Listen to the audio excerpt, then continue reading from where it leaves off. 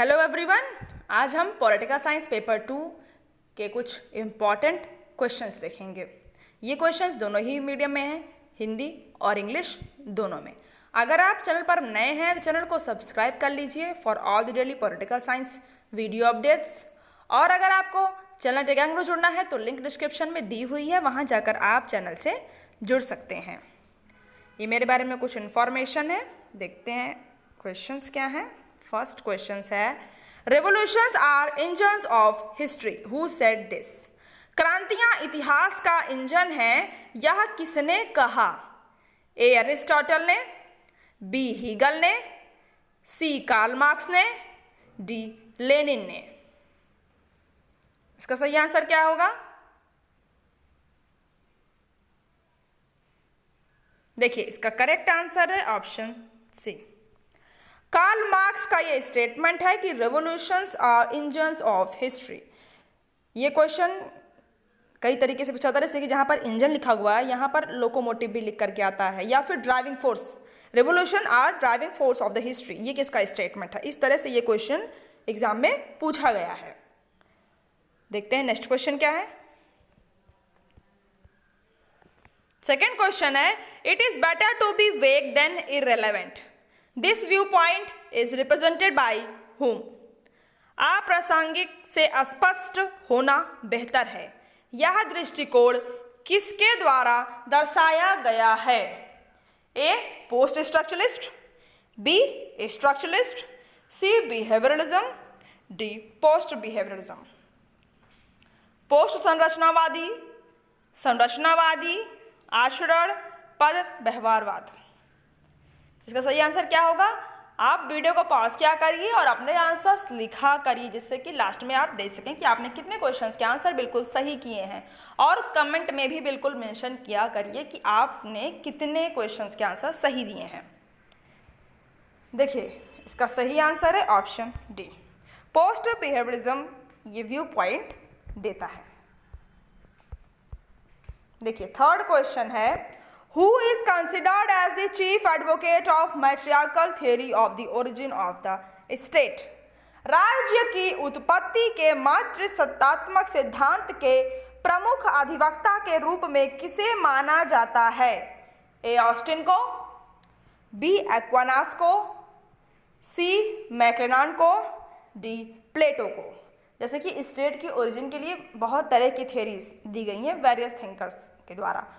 अब आपको बताना है कि इस थ्योरी को इनमें से किस थिंकर ने सपोर्ट किया है। इसका सही आंसर क्या होगा? देखिए, इसका करेक्ट आंसर है ऑप्शन सी। मैक्लेनान इस थ्योरी के चीफ एडवोकेट हैं और इनके साथ में एडवर्ड जेंक्स ने भी मैट्रियार्कल थ्योरी को सपोर्ट किया है ओरिजिन ऑफ स्टेट के लिए। देखते हैं नेक्स्ट क्वेश्चन क्या है। देखिए, फोर्थ क्वेश्चन है, Which thinker hinted at the legitimation crisis? किस विचारक ने विरासत संकट पर संकेत दिया? ए मार्क्यूस ने, बी हैबरमास ने, सी नीत्शे ने, या डी कांट ने। यानी कि किस थिंकर ने इस तरफ भी लोगों का ध्यान आकर्षित किया कि विरासत संकट भी कोई चीज है। विरासत संकट से आप क्या समझते हैं?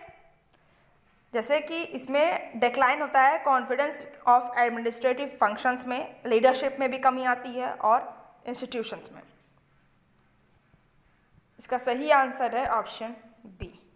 हैबरमास ने लेजिस्लेशन क्राइसिस पर ध्यान दिया और इनकी बुक भी है इसके ऊपर। देखते हैं नेक्स्ट क्वेश्चन क्या है। फिफ्थ क्वेश्चन है, what the MTCR related to?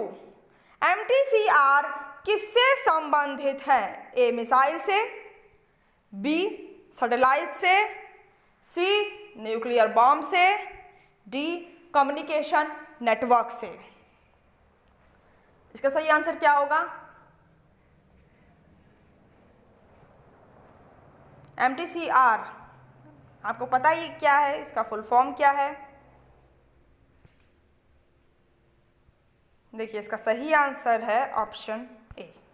MTCR missile से रिलेटेड है, इसका फुल फॉर्म है मिसाइल टेक्नोलॉजी कंट्रोल रिजाइम। ये 1987 में G7 कंट्री ने स्टार्ट किया था to check the proliferation of unmanned delivery system for nuclear weapons. India भी इसका मेंबर बना बाद में। ये एक इनफॉर्मल पॉलिटिकल अंडरस्टैंडिंग ग्रुप की तरह है, कोई लीगल बाइंडिंग ट्रीटी ये बिल्कुल नहीं है।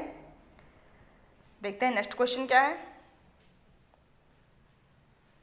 6th क्वेश्चन है, who was the first occupant of Woodrow Wilson chair of international politics? अंतरराष्ट्रीय राजनीति के वुड्रो विल्सन कुर्सी के पहले व्यवसायी कौन थे? A David Davis, B Norman Angell, C Alfred Zimmern, D Gilbert Murray. यहाँ पर यू नहीं होगा, अल्फ्रेड जिमर्ड है। अब आप बताइए कि इस क्वेश्चन का सही आंसर क्या होगा।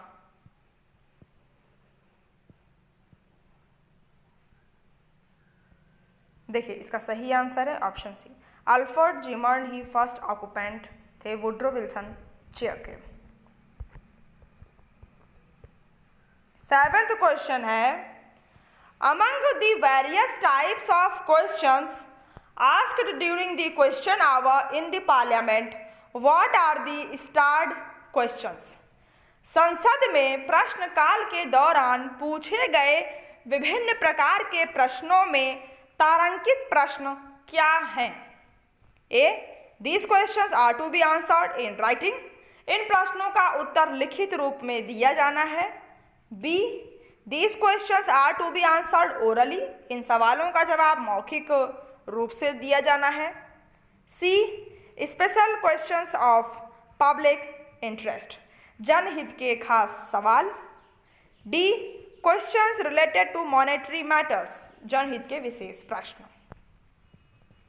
स्टार्ट क्वेश्चन से आप क्या समझते हैं? क्वेश्चन आवर में ये क्वेश्चन इस तरह के पूछे जाते हैं। इसका सही आंसर क्या होगा? जिस भी लैंग्वेज में आप क्वेश्चन को पढ़ते हैं, वीडियो को पॉज करके अच्छे से पढ़ लिया करिए, तभी आप आंसर किया करिए। और अगर आपको दोनों लैंग्वेज आती है तो अगर आप में को कोई दिक्कत एक लैंग्वेज में आ रही है तो आप दूसरी लैंग्वेज में क्वेश्चन को पढ़ लिया करिए। देखिए इसका करेक्ट आंसर है option B, these questions are to be answered orally, इन सवालों का जवाब मौखिक रूप से दिया जाना है। मिनिस्टर्स देते हैं सवाल का जवाब ओरली। क्वेश्चंस के ऊपर एस्ट्रिक मार्क लग जाता है, इस वजह से स्टार्ट क्वेश्चंस है। और इनकी जो लिस्ट है जो क्वेश्चन की वो ग्रीन कलर की आती है। और अनस्टार्ट क्वेश्चन इनका जवाब रिटन में देना पड़ता है मिनिस्टर्स को। देखते हैं नेक्स्ट क्वेश्चन क्या है। 8th क्वेश्चन है, व्हाट इज फिलिबस्टरिंग? फिलिबस्टरिंग क्या है? बहुत इंपॉर्टेंट कंसेप्ट है फिलिबस्टरिंग का, और आपने इसे पहले भी पढ़ रखा होगा। ए है a means of filling vacant seats of the house, घर की खाली सीटों को भरने का एक साधन। यहाँ पर हाउस से मीनिंग है पार्लियामेंट से।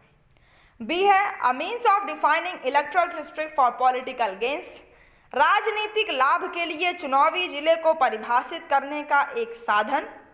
सी a means of preventing the passage of a bill by using long speech, लंबे भाषणों का उपयोग करके विधेयक के पारित होने को रोकने का एक साधन। D a means to introduce an urgent issue of public concern into the house, घर में सार्वजनिक चिंता का एक तत्काल मुद्दा शुरू करने का एक साधन। फिलिबस्टरिंग क्या है? इसका सही आंसर क्या होगा?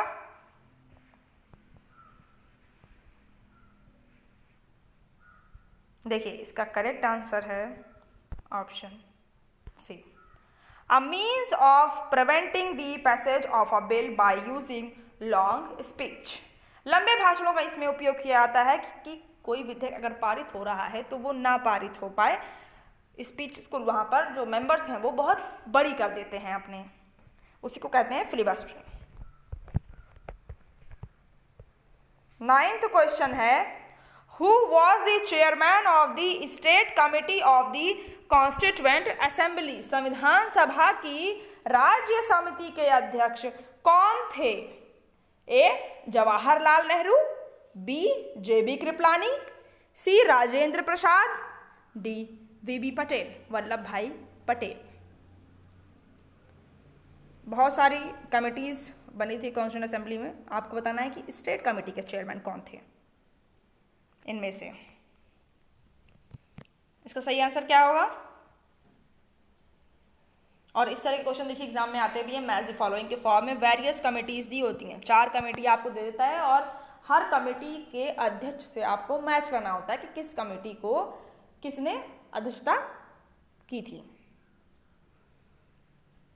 स्टेट कमेटी में चेयरमैन कौन था? इसका राइट आंसर है ऑप्शन ए, जवाहरलाल नेहरू जी ने स्टेट कमेटी कॉन्स्टिट्यूएंट असेंबली की जो बनी थी उसके चेयरमैन थे। और राजेंद्र प्रसाद ये चेयरमैन थे फाइनेंस स्टाफ कमेटी के, एडहॉक कमेटी जो नेशनल फ्लैग के ऊपर बनी थी उसके, और committee on the rules of procedure के। JL Nehru ji state committee के थे, यूनियन कमीशन जो कॉन्स्टिट्यूशन कमेटी बनी थी उसके थे, यूनियन पावर कमेटी के अध्यक्ष थे। और वल्लभ भाई Patel advisory committee fundamental rights पर बनी थी उसके ये अध्यक्ष थे। और committee on minorities and tribal and excluded area के ये चेयरमैन थे। प्रोविंशियल कॉन्स्टिट्यूशन कमेटी के भी ये चेयरमैन थे। और JB Kripalani fundamental right sub committee के चेयरमैन थे। देखते हैं नेक्स्ट क्वेश्चन क्या है। 10th क्वेश्चन है, in which article of the constitution of India is the procedure laid down for the alteration of the boundary of a state in India?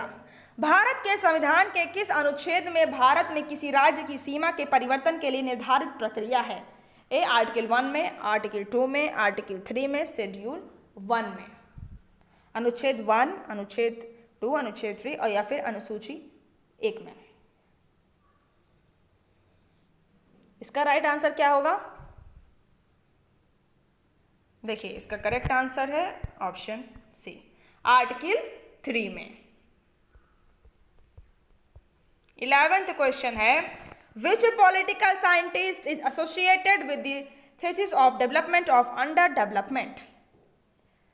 कौन सा राजनीतिक वैज्ञानिक अविकसितता के विकास की थीसिस से जुड़ा है? आई वालरस्टेन, AG फ्रांक, FW रिक्स, सामिर अमीन। इसका राइट आंसर क्या होगा? देखिए इसका करेक्ट आंसर है option B, AG Frank. Andre Gunder Frank इससे जुड़े हुए थे।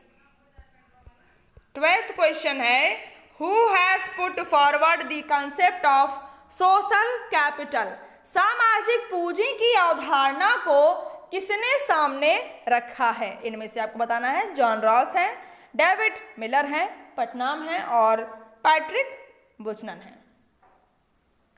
इसका राइट आंसर क्या होगा? देखिए इसका करेक्ट आंसर है ऑप्शन सी, पटनाम, डेविड पटनाम। ये सोशल कैपिटल से जुड़े हुए थे। और सोशल कैपिटल ये एक अमेरिकन पॉलिटिकल साइंटिस्ट है। सोशल कैपिटल एक इफेक्टिव फंक्शनिंग सोशल ग्रुप बताता है through shared understanding, resources, trust, cooperation के द्वारा। देखते हैं नेक्स्ट क्वेश्चन क्या है। 13th क्वेश्चन है, who has coined the phrase chicken egg relation to define relation between administration of development and development of administration? प्रशासन के विकास और विकास के बीच संबंध को परिभाषित करने के लिए चिकन अंडे का संबंध वाक्यांश किसने गढ़ा है? ए FW रिक्स ने, बी CF लिंडब्लूम ने, c CI Barnard, d Robert Merton. ये क्वेश्चन इंपॉर्टेंट है। देखिए इसका करेक्ट आंसर है ऑप्शन ए, FW रिक्स ने।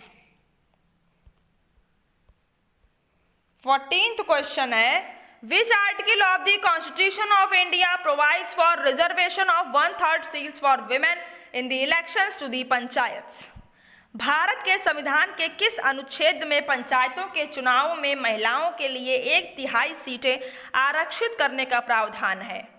ए आर्टिकल 243 डी में, अनुच्छेद 243 डी, आर्टिकल 243 ZE, अनुच्छेद 243 ZE, article 243 A, article 243 H।